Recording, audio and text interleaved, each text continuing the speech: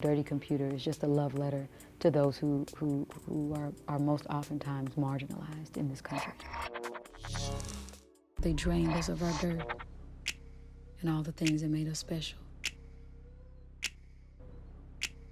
And then you were lost, sleeping. Some people, you know, who are new to the party would call it a short film, you know, narrative with a musical component. You know, the album complements the visuals complement the album. But it's an emotion picture because it comes from me. And so a song like Pink comes from my emotions, my experiences, and it's a part of a larger narrative that is Dirty Computer, the emotion picture. So I don't want to give away too much, but Pink is a song that is near and dear and close to my heart. There's lots of symbolism in it, there's lots of mysticism in it. I was reading this book called The Great Cosmic Mother when I was writing Pink. You know, it's my love for us and for Black girl magic and for those who are oftentimes marginalized. It's a very celebratory song for us. Pink when you're blushing inside.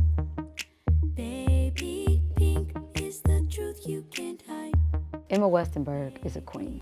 It was so peaceful and fun and exciting to work with her and to be on set with her, you know, as a woman, and this being from the voice of a woman, that I was working with a director who understood the nuances and, you know, the way I wanted to present the visual, and I just could not be more happy. I, you know, had an idea for a while to do pans, but if you look in the video, there are different types of pans, different styles. Some don't have on pans. We come in so many different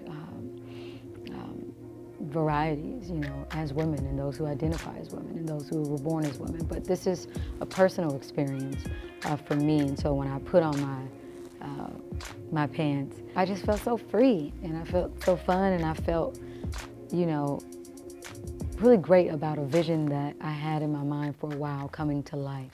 Well, I knew that I needed to make the album Dirty Computer before I released my first album, the ArchAndroid. I had a responsibility to Cindy Mayweather with ArchAndroid, with Electric Lady, who, you know, is this android messiah protagonist in 2719. So I put Dirty Computer on hold. I knew this was the time, though. This was the time that I personally, as a human being, wanted to make sure that I was being as vulnerable and honest as possible. There's so much that I see, there's so much that I had to experience. I needed to live with me more to make this album. You know, I've had it in my mind for years, so I had a minute to have these visions about the visuals and how I wanted, you know, the album to sound and, you know, revealed itself over time. But I just allowed myself the patience. You know, there were times where I would leave the studio because I didn't quite understand how to articulate what it was that I was saying. But I just had to allow myself that patience, and I'm just so thankful to, you know, my fandroids and people who believed in me from the beginning, for being patient and staying on this journey with me. I just want to say I feel so honored and privileged and blessed to be writing music, you know, during the same time as Black Panther coming out, kicking ass in the box office, shattering, you know, positions, you know, beating out other movies that have been around for years. I mean, I think what it says is that our stories, you know, the Black diaspora, our stories are going to be told, and people want to hear them. And I'm just so honored to be writing an album during the same time as Black Panther. A lot of people don't know this, but Black Panther was filmed in Atlanta. When they were filming it, they would come over to my studio, Arts Collective Wonderland, and, you know, we would cook, we would jam, and they actually heard songs from Dirty Computer before anybody did. So at the same time as, you know, you have Black Panther being filmed, I'm making this album, and we're just kind of inspiring each other, from Daniel to Lupita to Chadwick, everybody coming over and just giving me such a positive response. It made me feel like I'm such a fan of you guys. I'm so excited for Black Panther. It made me say I can go. I too can speak through Afrofuturism like I have in the past. And I have a voice and I have something to say. And it's up to me to get it done. So it's been inspiring. working at the same time as Black Panther.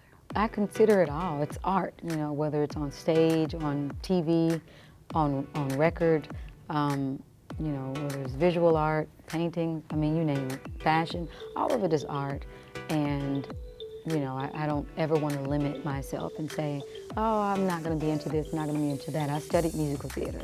You know, I thought that that was what I, you know, wanted to do, Broadway. But I think what I wanted to do most was to tell these universal stories in unforgettable ways.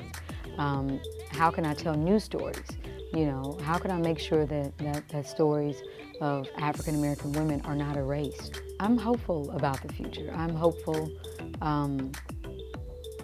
you know, when I look at what Black Panther is doing, when I look at what Ava DuVernay, you know, is doing in the box office, Lena Waithe, when I look at Yara Shahidi, when I look at so many of us who are creating art and doing it on our own terms, I'm so inspired. When I look at the Me Too movement, when I look at Time's Up, you know, when I look at how women are galvanizing, how, you know, humans, teenagers, old and young, are coming together to fight the abuse of power, to create a new structure, a new world that feels more inclusive for us all. I mean, I just feel very hopeful, and I just want to do my part.